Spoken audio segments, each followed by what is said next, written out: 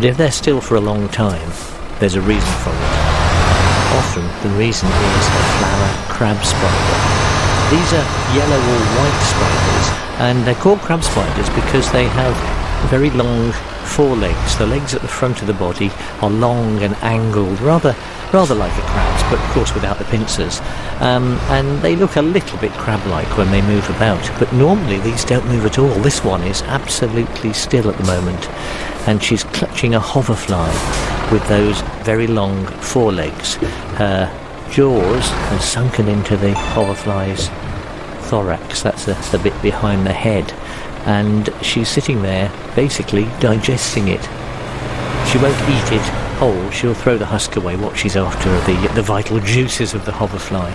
And so when they land on a flower, they often get a nasty surprise because the crab spider's been lying in wait for them, and she'll do this for days at a time.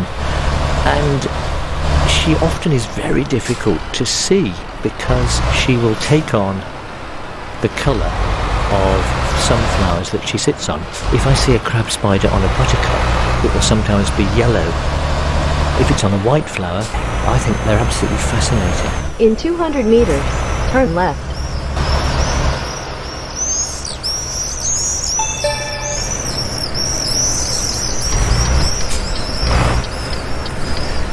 It's the second week in August, and I've come up the garden on a very sunny day. In fact, we've had the highest temperatures of the year this week, and it seems to be the height of summer, but I always find the second week of August for me is rather a poignant time, because it's the time when I say goodbye to my local swifts. And through a gap in the hedge I can look with binoculars down across the roofs of the houses at the end of the road, and I can see small numbers of swifts. There's about 3 or 4 this morning, soaring, scything over the rooftops, looking for insects.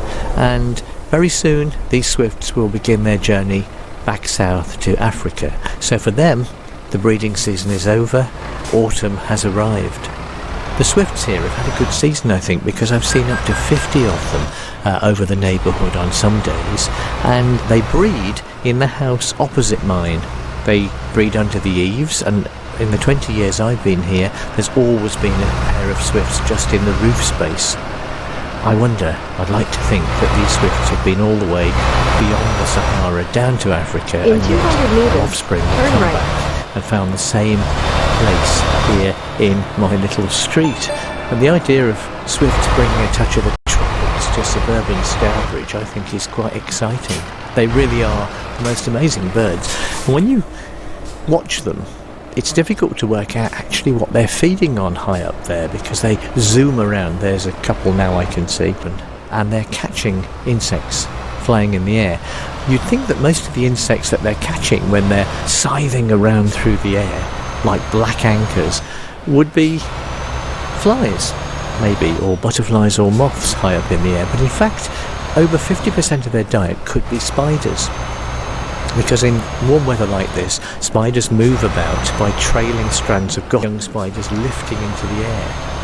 And so swifts are catching lots of these spiders as they go, and they store the insects and spiders that they catch in a big ball called a bolus in the gular pouch. That's the pouch below their beak, so they can fly around for long periods gathering prey and storing it before going back to their nest to feed the nestlings. At the moment the weather is delightful. There are cotton wool clouds drifting across a blue sky. Those are breaking up and the temperature's rising now, so these are good feeding conditions for swifts. But if the weather's bad, swifts are truly cosmopolitan birds, and I've heard of tales of swifts to avoid weather systems going right way across to France or Germany to feed, and then coming back to Britain or Utah, where they're nesting. So they have this ability to shift between continents. They know no boundaries, and they'll feed wherever the weather suit them most and suit their prey most. They're feeding young, and they're mostly young, I think, with a fledge by now. But the parents will head off for Africa, leaving the young in the nest, because swifts can go through periods without food, especially if it gets cold. They go into a period of torpor, where they slow down their metabolism, and it allows them to sit out periods of bad weather. That's pretty important when you think that this is a bird that relies on good conditions to get its food. Swifts are in decline, and numbers have been falling now since the mid-90s. We can't be sure why, though it could be something to do with modern house building, which doesn't provide them with enough gaps to give them nesting spaces. Though there are some encouraging trends lately where people are installing swift bricks. These are bricks with a hole in them in which the swifts can make their nest. You can buy swift boxes which you can install in your roof space, or you can buy swift boxes and leaves as well. So there are lots of ways we can help them. That might be one of the reasons swifts are in decline, the fact they don't have enough nesting spaces, but it could also be that the numbers of insects about are declining.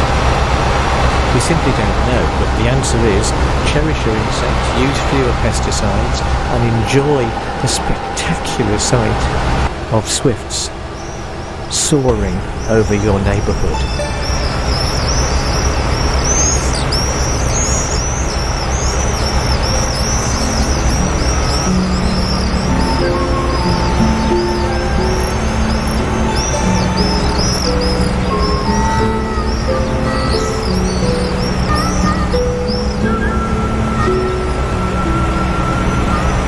Watching those last couple of swifts scudding over the skies, I'm reminded of the fact that summer is now over. But what a summer it's been!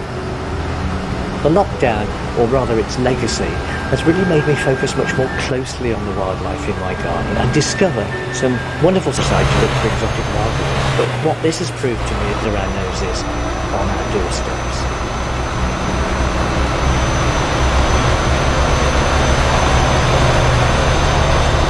Ed Westwood presented this week's Open Country, which was produced by Karen Grego for BBC Audio. This week, Radio 4 embarks on a hidden journey. Travel with the writer and satirist Joe Crean. Extreme cold, endless disaster in sight. Then this was definitely your kind of travel. American journeys spanning 350 years. The Trail of Tears is one of the cruelest and most shameful events in all of American history. A history that is by no means short on cruel, shameful behavior. From the Mayflower to Navigation the moon resumed. and back again on BBC Sounds and Radio 4. This Monday to Friday at 1:45. This week with Sybil Rusco.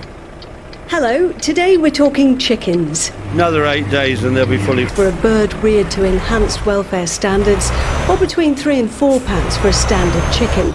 But the cheapest accounts for 95% of what we buy. Now, Charles Bournes runs a poultry farm in South Gloucestershire. He supplies... 20 days old. They should be weighing about a kilo in weight. We'll weigh them tomorrow. The skin of their wings is showing through. Is this where they're losing their baby feathers and developing their adult plumage? And so there is daylight coming in through the vents. Well, the windows as well, which is a new standard from the Red Tractor. That's the sound of food being delivered, and the chickens know it. They're all making a beeline for the feeders. They're flapping about, they're pecking, they're scratching.